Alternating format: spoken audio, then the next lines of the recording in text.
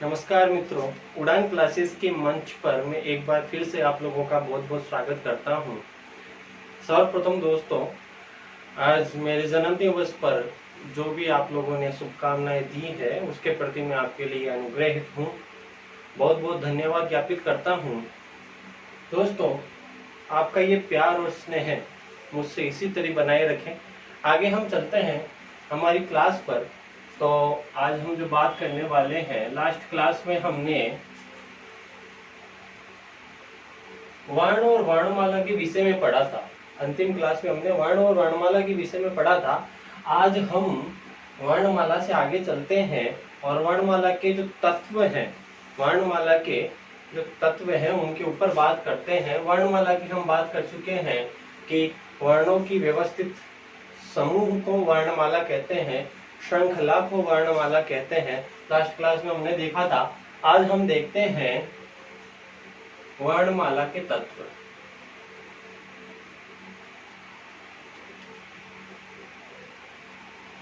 ये दोस्तों, वर्णमाला के तत्वों के बारे में बातचीत करते हैं। तो आपको बताना चाहता हूं कि वर्णमाला में दो तत्व समाहित होते हैं। मैं उसको यहाँ लिखता हूं, देखिएगा यहाँ पर वर्णमाला और वर्णमाला को दो तत्वों में विभाजित करता हूं। दो तत्वों से मिलकर के वर्णमाला बनती है। कौन कौन से तत्व है? एक तो हो गया स्वर और एक हो गया व्यंजन। जी दोस्तों, वर्णमाला के दो तत्व।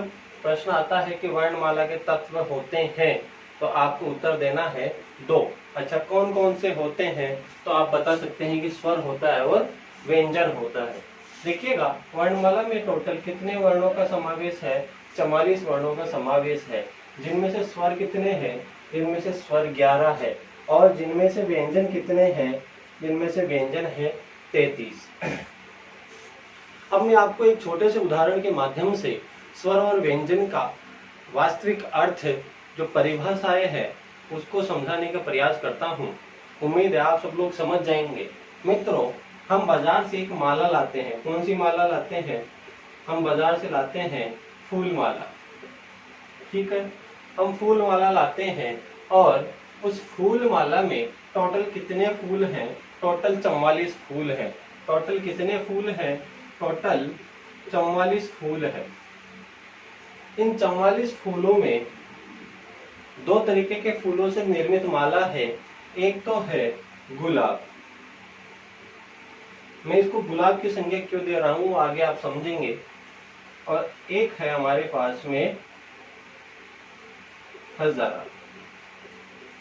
अब इस 44 फूलों में देखिएगा कि माला अगर 10 रुपए की है तो इतने गुलाब तो डालेगा नहीं। डालेगा क्या? ज्यादा डालेगा हजारे। तो हजारे कितने मानेंगे हम? हजारे मानते हैं हम 33। और गुलाब कितने होंगे? गुलाब 11 होंगे, क्योंकि 44 ही तो है टोटल। अब देखते हैं, 11 तो हो गई गुलाब और हजारे हो गए 33। अब इस गुलाब को मैं कह देता हूं स्वर और इस हजारे को मैं कह देता हूं व्यंजन। अब गुलाब क्यों कहा और हजारा क्यों कहा, उसके बारे में बातचीत करते हैं। देखिएगा, गुलाब एक ऐसा फूल होता है जो अपनी सुंदरता के लिए, अपनी खुशबू के लिए स्वतंत्र होता है। मतलब उसको अपनी सुंदरता दिखाने के लिए किसी और फूल की सहायता लेने की आवश्यकता नहीं होती है। अकेले गुलाब की माला बहुत सुंदर लगेगी, उसको किसी और फूल का उसमें डालने की जरूरत नहीं है माला में, कि माला और सुंदर लगे। गुलाब काफी होता है। उसी प्रकार से हमारा जो स्वर होता है उसको भी किसी अन्य वर्ण की आवश्यकता नहीं होती। जब भी हम उसका उच्चारण करते हैं, उच्चारण के समय ना तो किसी अन्य वर्ण की आवश्यकता होती है और हमारे मुख से जो ध्वनि निकलती है वो निर्बाध रूप से बिना किसी अवरोध के बाहर निकलती है। इसलिए स्वर को हमने क्या माना है? गुलाब माना है। आगे देखते हैं हजारा। देखिएगा, हजारा एक ऐसा फूल है जिसको अगर विशिष्ट बनाने का प्रयास करते हैं तो किसी अन्य फूल की सहायता लेनी पड़ती है। वैसी की वैसी स्थिति हमारे यहाँ व्यंजन की भी है। व्यंजन को उच्चारण के लिए स्वर की आवश्यकता पड़ती है। सुंदरता दिखाने के लिए हजारे को गुलाब की आवश्यकता पड़ती है। व्यंजन को अपना उच्चारण करने के लिए किसकी आवश्यकता पड़ती है? स्वर की आवश्यकता पड़ती है। इसी वजह से व्यंजन जो है उसको हमने हजारा बोला है। और व्यंजन क्या स्वतंत्र नहीं होता है, अपने उच्चारण के लिए स्वतंत्र नहीं होता। इन परिस्थितियों के कारण मैंने इसको हजारे की संज्ञा दी है। और यहाँ पर ये कितने होते हैं? 33 होते हैं। 11 + 33 कितने हो जाते हैं? 44 होते हैं। अब हम एक एक पर बात करते हैं, एक एक बिंदु पर बात करते हैं। हम सबसे पहले स्वर की बात करेंगे। स्वर किसे कहते हैं और उसकी छोटी सी परिभाषा लिखेंगे, साथ के साथ स्वरों का वर्गीकरण हम करेंगे। आगे चलते हैं। एक बार इसका स्क्रीनशॉट अगर लेना चाहते हैं आप तो ले सकते हैं। आगे चलता हूं मैं।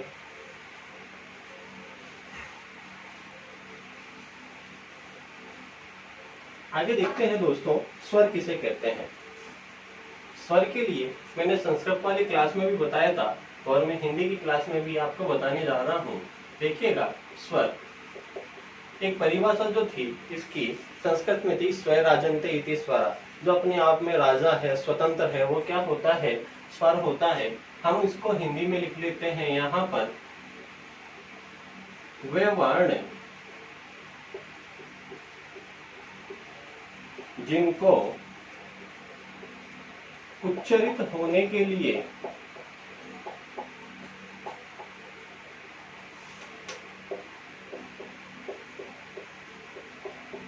किसी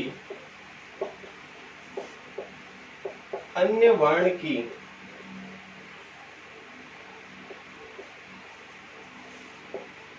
सहायता आवश्यक नहीं होती है, वे क्या है? वे स्वर है। क्या है? स्वर है। एक और बिंदु लिखते हैं, यहां लिखता हूं, स्वर उच्चारण के लिए स्वतंत्र होते हैं, अर्थात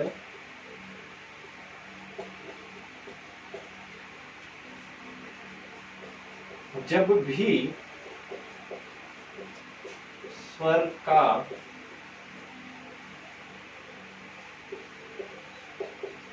उच्चारण करते हैं तो वायु, हम बोलते हैं तब हवा निकलती है, वो वायु या जो ध्वनि है, वायु निर्बाध रूप से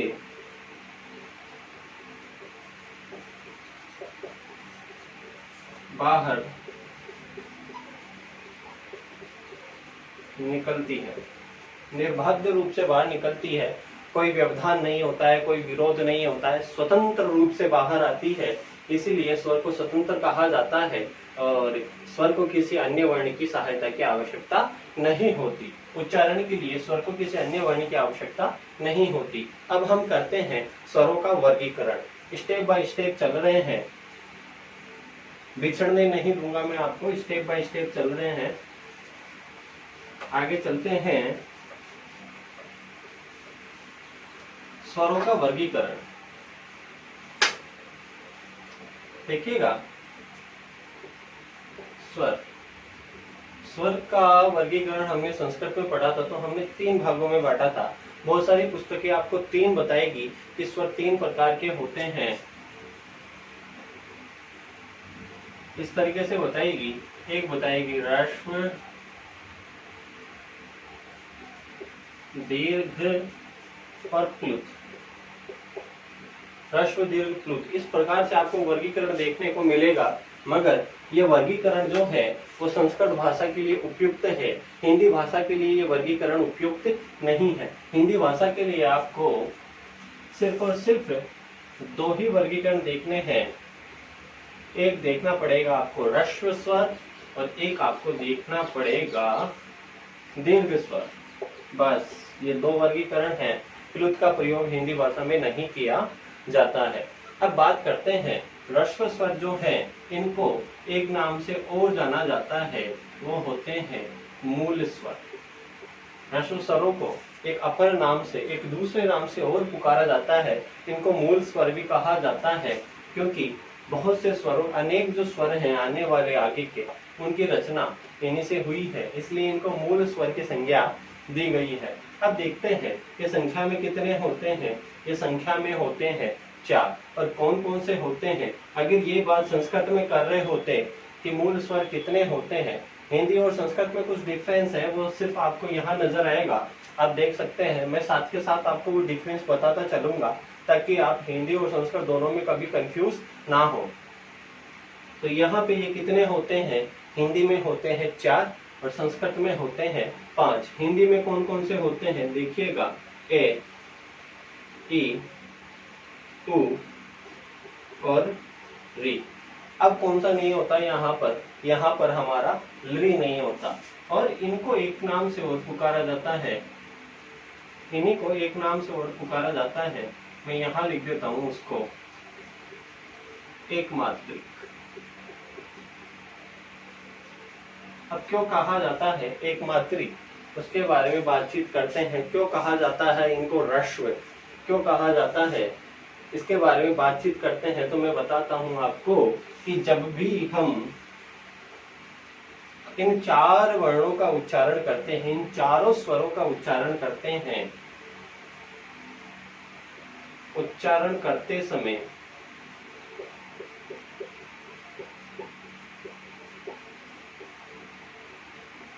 लगभग एक मात्रा का समय लगता है।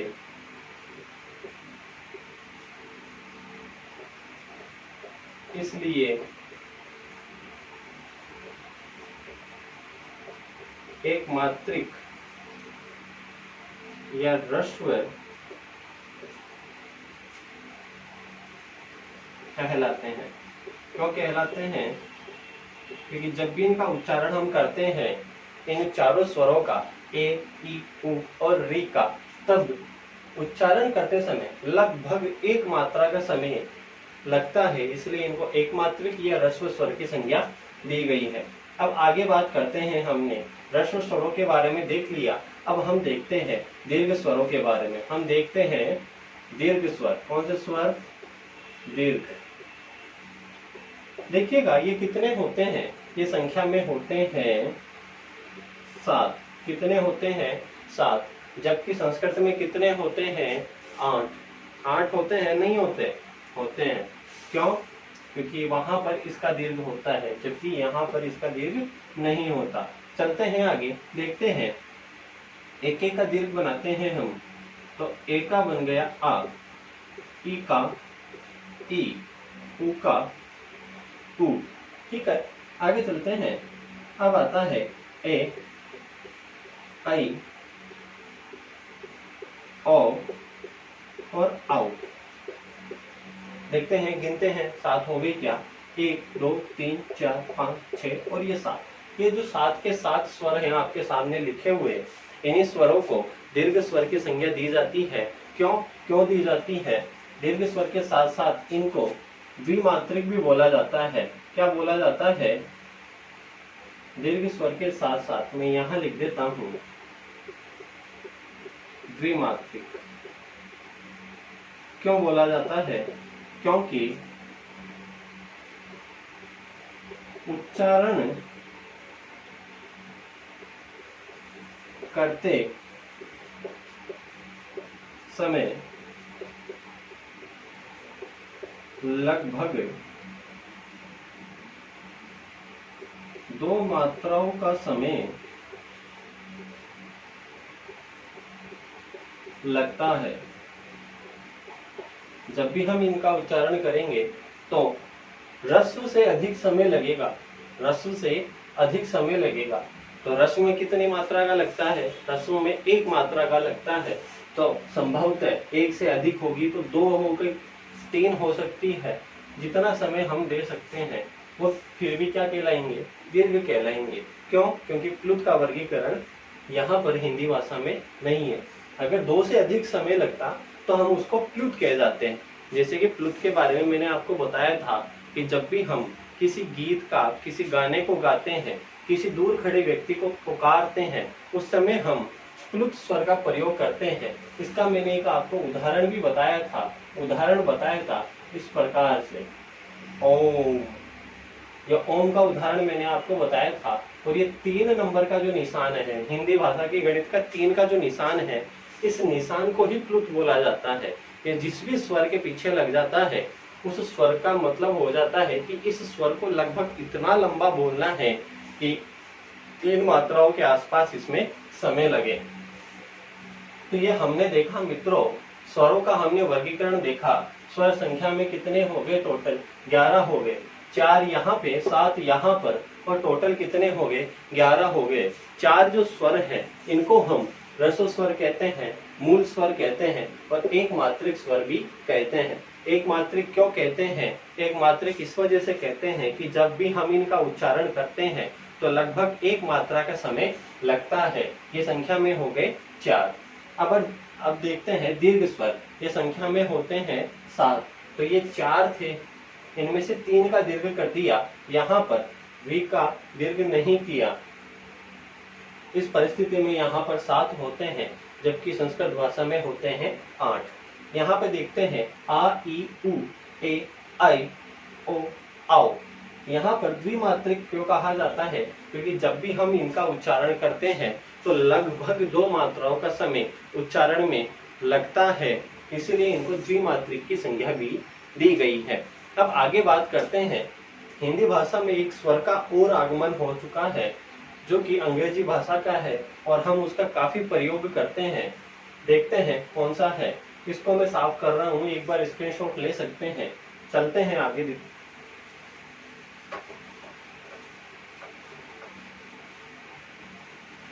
मित्रों, आपकी क्लास जो है वो बिल्कुल शॉर्ट मैटर के साथ में यहाँ लेकर के आता हूँ। शॉर्ट मैटर से मेरा मतलब है कि मैं सिर्फ और सिर्फ उन्हीं प्रश्नों को, उन्हीं बिंदुओं को यहाँ पर समावेश करता हूँ जिनसे परीक्षा में आने की अधिक संभावनाएं होती है। जहाँ तक आवश्यकता होती है मैं वहां तक पहुंचने का पूरा प्रयास करता हूँ। कुछ नई चीज हमेशा लेकर के आता हूँ। देखिएगा यहाँ पर आगत स्वर की बात करते हैं। आगत स्वर, आगत स्वर कौन सा होता है? आगत स्वर जो है वो होता है आ, जिसका प्रयोग हम कहाँ करते हैं? इसको क्या कहा जाता है? इसको आगत स्वर कहा जाता है। संख्या में कितना है? 1 है। जैसे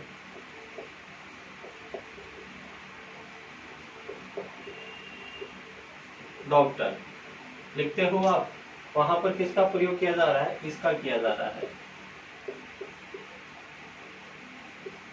कॉलेज, किसका? आगत स्वर औं का। करते हैं नहीं करते हैं? ये जो होता है मित्रों, इसकी बात करते हैं।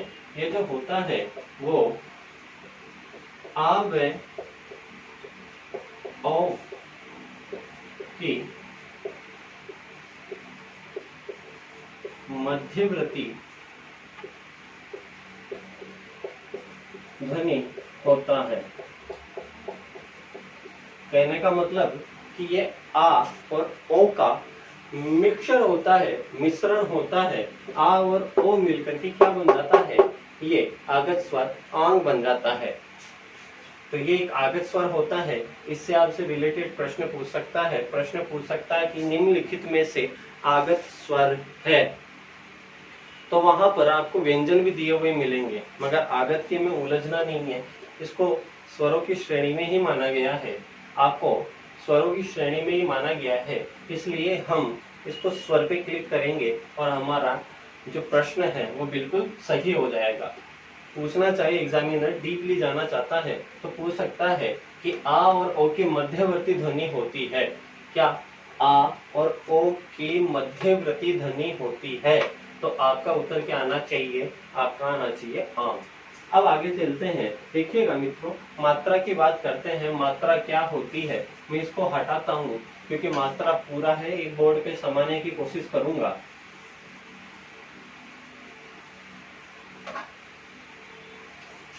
यहाँ देखते हैं हम मात्रा।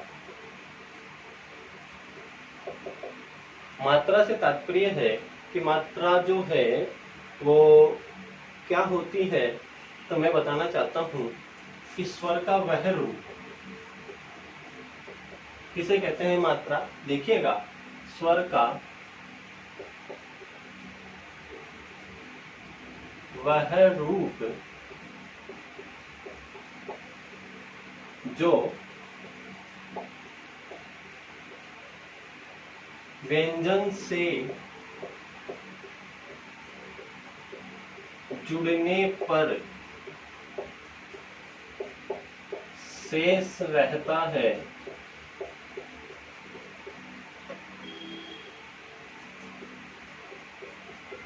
मात्रा कहलाता है। क्या कहलाता है? मात्रा कहलाता है। स्वर का वह रूप जो व्यंजन से जुड़ने पर शेष रहता है, बाकी रहता है, वो क्या कहलाता है? वो कहलाता है मात्रा। जैसे कि मैं देखता हूँ, यहाँ पर हम लिखते हैं आ। क्या है? स्वर है, मगर जब मैं इसको किसी और वर्ण के साथ जोड़ूंगा, जैसे मान लो रे में आ जोड़ रहा हूँ, रे में आ जोड़ रहा हूँ, तो ये पूरा आ तो इसमें जुड़ेगा नहीं जुड़ेगा ना, इस तरीके से थोड़ी बनेगा। रा ऐसे बनेगा क्या? नहीं बनेगा ना। कैसे बनेगा? ये बनेगा इस तरीके से, ये बनेगा रा। तो यहाँ पर इस आ का क्या शेष बचा? ये बचा। क्या बचा? इस आ का शेष बचा ये। तो ये जो बचा हुआ शेष है वो क्या कहलाता है? वो कहलाता है मात्रा। अब आगे बात करते हैं, मात्रा कितनी होती है? मात्रा होती है, स्वर कितने होते हैं? स्वर 11 होते हैं, किंतु मात्राएं जो होती है वो 10 होती है। कितनी होती है? 10 होती है। कैसे होती है उनके बारे में बातचीत करते हैं। देखिएगा, एक की कोई मात्रा नहीं,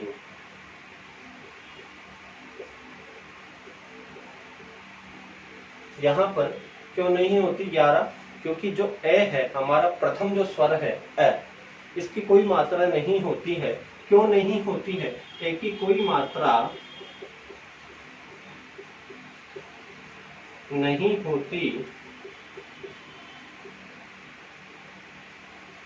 है, क्योंकि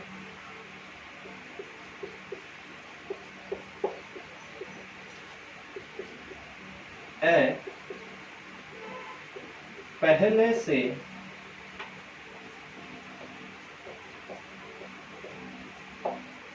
आपको पता नहीं होगा, आज पहली बार बता रहा हूं मैं, बहुत सबको नहीं पता कि एक की मात्रा क्यों नहीं होती है।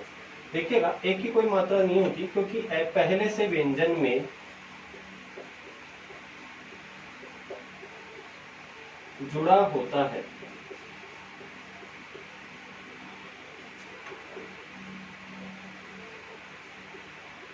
एक के अभाव में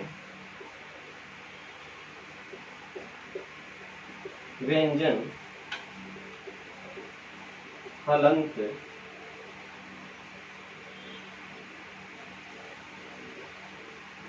रहता है। जब भी हम वर्णमाला पढ़ेंगे तो हम पढ़ते हैं क ख ग घ न च छ ज झ न। तो वो जो वर्णमाला में जितने भी वर्ण हैं, जितने भी व्यंजन हैं, उनमें पहले से ए स्वर जुड़ा हुआ है, पहले से ए जुड़ा हुआ है। इस वजह से ए की कोई मात्रा नहीं होती है, बाकी शेष बचे हुए 10 के 10 स्वरों की मात्रा होती है। कौन कौन सी होती है उनके बारे में आप भली प्रकार से जानते हैं। मैं यहाँ पर और बना देता हूँ। देखिएगा, आ की मात्रा, ठीक है। उसके बाद में हम लगाते हैं ई की मात्रा। लगाते हो नहीं लगाते हो? तो हम ई की मात्रा एक इस प्रकार से लगाते हैं, ठीक है। उसके बाद में हम लगाते हैं दीर्घ ई की मात्रा इस प्रकार से। फिर हम लगाते हैं उ की मात्रा किसी भी वर्ण में। फिर जैसे कि ऊपर नीचे कहीं भी लग सकती है, ये ऐसे लगा दीजिए। और एक लगाते हैं उ की मात्रा इस प्रकार से। फिर ऐ की, फिर इस प्रकार से 2, ऐसे गलत हो जाएगा। इस तरीके से फिर ओ की लगाएंगे, एक डंडा ऐसे, और आउ की लगाएंगे। इस प्रकार से हम 10 के 10 मात्राएं जो हैं उनको यहाँ पर देख सकते हैं। मात्राओं में कोई विशेष भेद नहीं है, आप भली प्रकार से जानते हैं। कुछ मात्राओं से रिलेटेड तथ्य हैं, उनके बारे में जरूर मैं आपको बता देता हूँ, जो आपके शुद्ध में काम आने वाली है। एक बार मैं इसको इरेज करने वाला हूँ, आप स्क्रीनशॉट ले सकते हैं, लेना चाहे तो। चलते हैं आगे।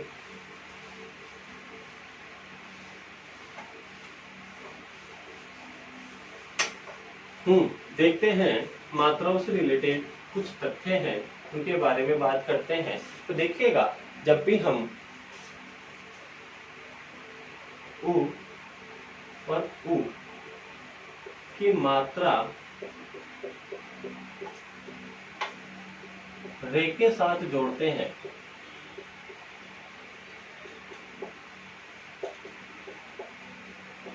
जोड़ने पर उ की मात्रा रे के साथ जोड़ेंगे तो किस प्रकार से बनेगा, देखिएगा। यहाँ पर देखते हैं हम रे प्लस उ स्वर हलंत को पूरा करते हैं तो हमारा जो रे बनेगा, रू बनेगा, किस प्रकार से बनेगा, इस प्रकार से बनेगा। ध्यान रखिएगा, यहाँ पर बस थोड़ा सा चेंज है, आपको बस वही पकड़ना है।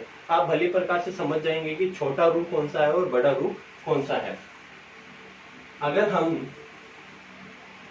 रे के अंदर दीर्घ उ की मात्रा जोड़ना चाहते हैं तो यहाँ पर थोड़ा सा परिवर्तन हो जाएगा। यहाँ पे क्या हो जाएगा, यहाँ पे ये गांठ लग जाएगी।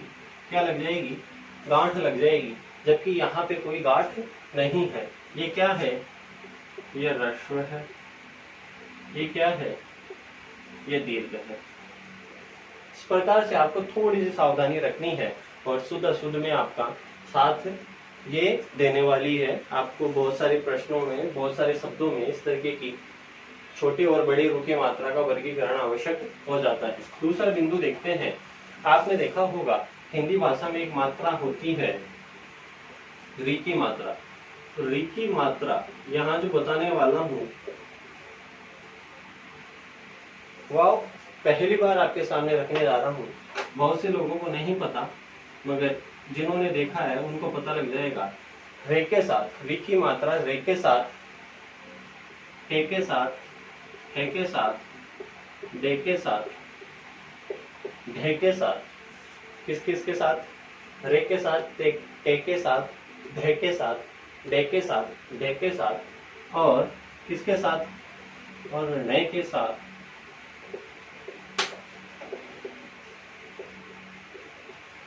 नहीं लगती है।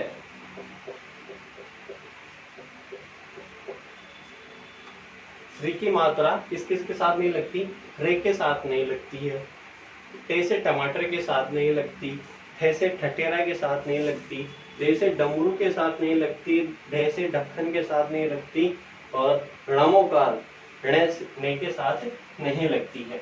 री की मात्रा इनके साथ नहीं लगती है। अगर किसी शब्द के साथ लगी हुई है तो आप उसको क्या कर सकते हो, गलत कर सकते हो।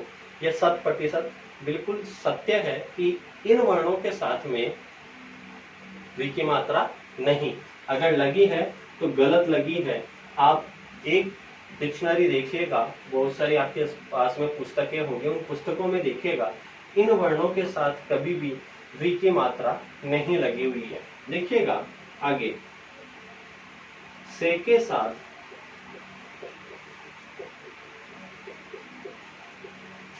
री की मात्रा जोड़ने पर, शुद्ध में बहुत बार पूछा गया है, देखिएगा इसको। शे के साथ री की मात्रा जोड़ने पर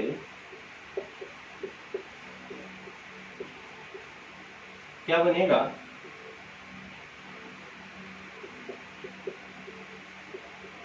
बनता है।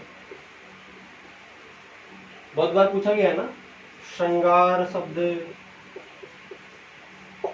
शुद्ध में कई बार देखा है मैंने, बहुत सारी परीक्षाओं में देखा है। श्रृंगार हुआ, श्रृंगाल हुआ, इस प्रकार के प्रश्न हमने देखे हैं।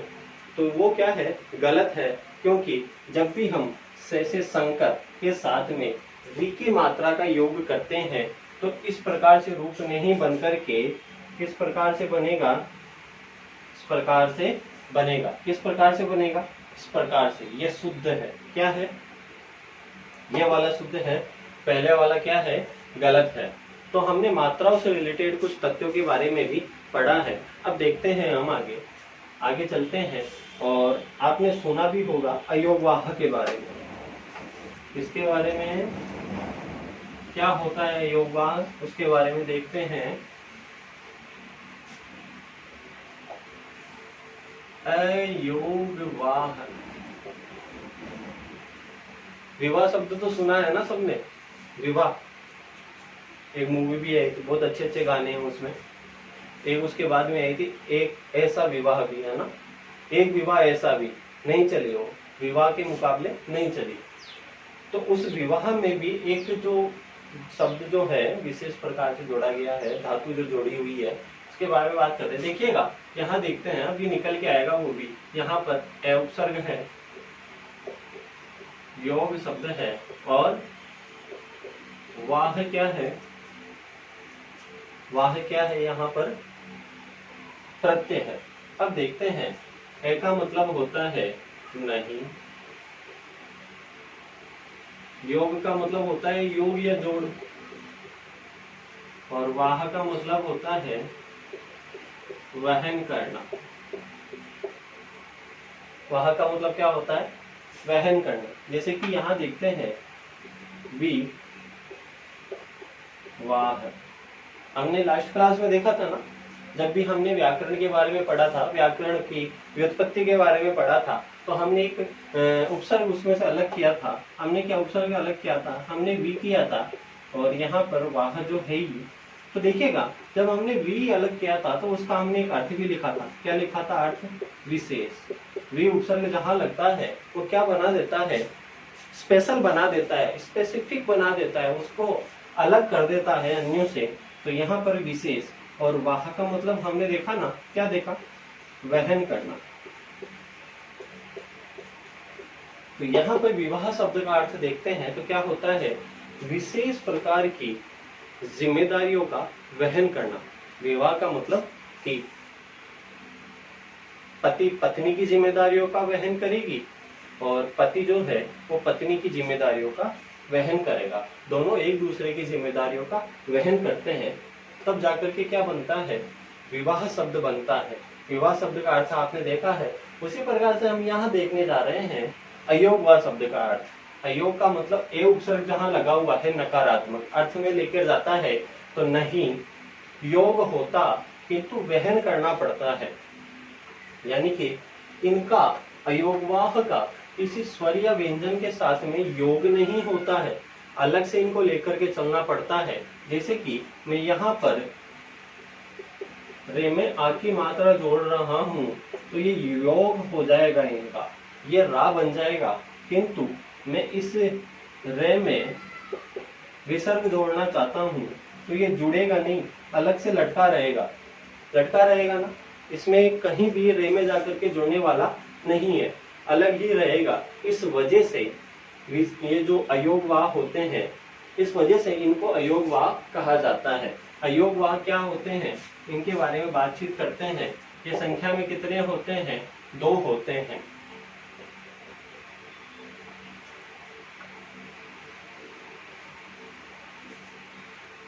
वह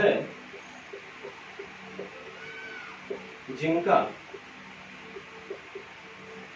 किसी स्वर या व्यंजन के साथ योग नहीं होता, किंतु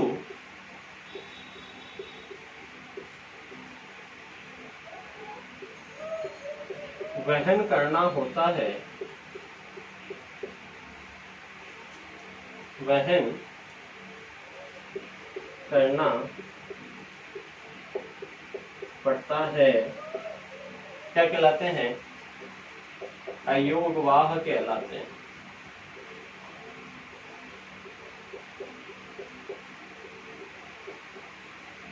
क्या कहलाते हैं, अयोगवा कहलाते हैं। कौन कौन से होता है देखिएगा, एक तो यह होता है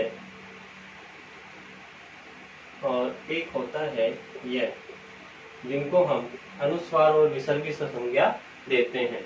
इससे रिलेटेड भी कुछ तथ्य हैं जिनके बारे में हम जानकारी इकट्ठी करेंगे। मैं आपको यहीं पे बताऊंगा कौन कौन से तथ्य हैं जिनसे प्रश्न बनने की संभावनाएं होती है। तो देखिएगा, यहाँ जो हमने बोर्ड पे लिखा है उसको एक बार फिर से देखते हैं। अयोगवा संख्या में कितने होते हैं, अयोगवा संख्या में होते हैं 2। कौन कौन से होते हैं, अं और अह, यानी कि अनुस्वार और विसर्ग। 2 जो बिंदुएं हैं ना, ये विसर्ग कहलाती है। इनका उच्चारण जब भी करते हैं तो है की ध्वनि आती है। आगे चलते हैं। अयोगवा शब्द का अर्थ हमने देखा, यह उपसर्ग योग और वाह सब बना हुआ है। यहाँ पर ए का अर्थ जो है नकारात्मक निकलता है, तो ए नहीं योग वहन करना है ना, इसका अर्थ लेकर के यहाँ देखते हैं, वह जिनका किसी स्वर या व्यंजन के साथ योग नहीं होता है, जुड़ते नहीं है, किंतु वहन करना पड़ता है, अयोगवा कहलाते हैं। अब देखते हैं अयोगवाह से रिलेटेड और कुछ तथ्य हैं जिनके बारे में बातचीत करते हैं। मैं इसको इरेज करने वाला हूं। देखिएगा,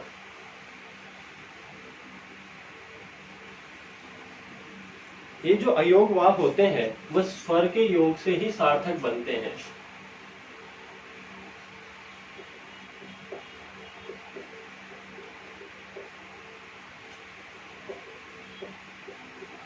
स्वर के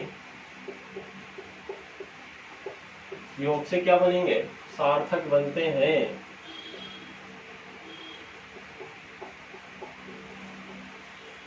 अगर स्वर नहीं होगा तो अयोगवा का कोई मतलब नहीं है, निरर्थक होते हैं। क्यों? क्योंकि इनका उच्चारण जो होता है वो किनके साथ होता है, स्वर के साथ ही उच्चारण होता है। स्वर के साथ ही उच्चारण संभव। जब तक स्वर नहीं होगा, जैसे कि मैं मान लो यहाँ पर कर और विसर्ग जोड़ता हूँ, इस प्रकार से बनता है, तो ये गलत है। हम इसका उच्चारण ही नहीं कर पाते, हम इसका उच्चारण नहीं कर पाएंगे। ये गलत है, लिखने में ही गलत है। तो इनका किसके साथ में आवश्यक है, स्वर के साथ। जैसे ही मैं इस के अंदर स्वर जोड़ दूंगा, तब जाकर के इसमें हम विसर्ग जोड़ सकते हैं ना। आगे चलते हैं। देखिएगा इनके बारे में कि ये जो होते हैं, ना तो स्वर होते हैं ना व्यंजन होते हैं, अलग अलग परिस्थितियां होती है। देखिएगा इनकी जो है ना, स्वर के समान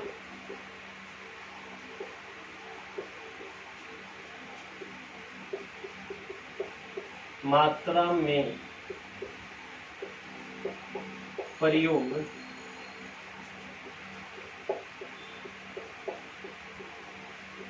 होता है। स्वर के समान इनमें मात्रा का प्रयोग होता है। हाँ देखिएगा, स्वर के समान इनमें किनका प्रयोग होता है, मात्रा का प्रयोग होता है, किंतु ये क्या है, स्वर भी नहीं है, किंतु स्वर नहीं।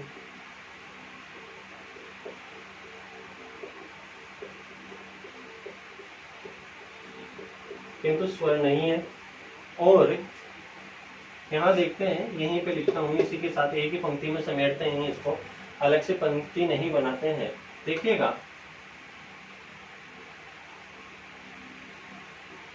तथा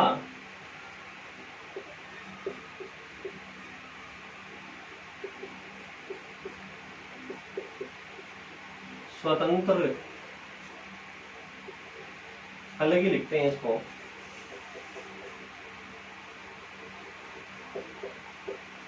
उच्चारण में स्वतंत्र नहीं होते हैं।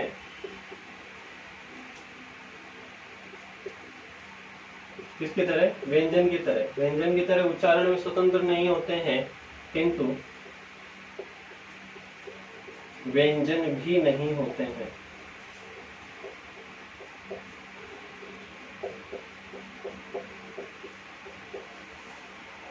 भाई जिस प्रकार से व्यंजन को उच्चारण के लिए स्वर की आवश्यकता पड़ती है, उसी प्रकार से इनको भी उच्चारण के लिए स्वर की आवश्यकता पड़ती है। इनको अयोगवाह को।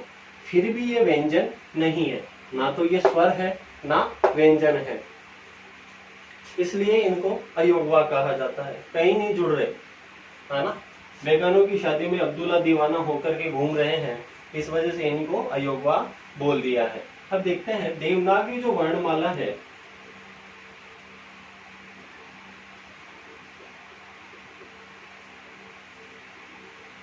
जो मैं तथ्य आपको यहाँ लिखा रहा हूँ, आज तक आपने कहीं नहीं देखे होंगे। ये देख पूरी जिम्मेदारी के साथ कह सकता हूँ, देवनागरी जो भाषा है, देवनागरी भाषा में, देवनागरी वर्णमाला में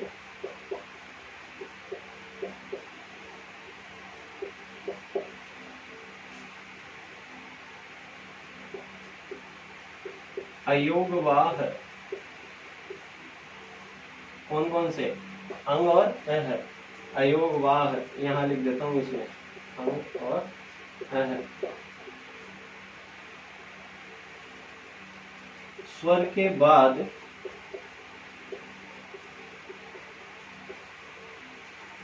वह व्यंजन से पहले विवेचित है, यानी बताए गए हैं। कहाँ पर? देवनागरी जो हमारी लिपि है और जो उसकी वर्णमाला है, उस वर्णमाला में अयोगवाह जो है, अंग और अह कितने? 2। इन दोनों का स्वरों के तो बाद में बताया गया है, किंतु व्यंजन से पहले इनके बारे में बताया गया है, यानी लिखे गए हैं, लिपिबद्ध किए गए हैं। तो अब एग्जामिनर कहीं से भी प्रश्न बनाना चाहे, हमने जो टॉपिक देखा है आज, हमने जो स्वर और व्यंजन देखा है, उसके बाद में अयोगवाह जो हमने देखे हैं, तो अभी इनमें एग्जामिनर कहीं से भी कोई भी प्रश्न बनाने का प्रयास करता है तो हम उनका उत्तर दे सकते हैं। मैंने छोटी से छोटी बारीकी के साथ जो संभावित प्रश्नों की श्रृंखला होती है, उस श्रृंखला में पहुंचने का पूरा प्रयास किया गया है। आप लोगों से तो कहता हूं कि ये जो वीडियो है वो और तक भी शेयर करें, पहुंचाते रहें। ये आपका ही चैनल है, ये आपका ही प्लेटफॉर्म है और ये सारी तैयारी सिर्फ आपके लिए ही की जाती है। तो देखिएगा यहाँ पर जो अयोगवाह है उसके बारे में समग्र रूप से देखते हैं। अयोगवाह स्वर के योग से सार्थक बनते हैं। जब तक स्वर का योग नहीं होगा तब तक सार्थक नहीं होंगे, निरर्थक होंगे, एक चिन्ह मात्र होंगे, उसका कोई उपयोग नहीं होगा। स्वर के साथ ही उच्चारण संभव है। जब तक स्वर का योग नहीं होगा तब तक इनका उच्चारण भी संभव नहीं है। स्वर के समान मात्रा में प्रयोग होता है, हम लगाते हैं ना, नहीं लगाते क्या? हम लगाते हैं ना, अनुस्वार यहाँ लगा दिया, मगर जो मात्रा के रूप में तो प्रयोग हो रहा है, किंतु स्वर नहीं होते और उच्चारण में स्वतंत्र नहीं होते। व्यंजन की तरह उच्चारण में स्वतंत्र नहीं होते, किंतु व्यंजन भी नहीं होते।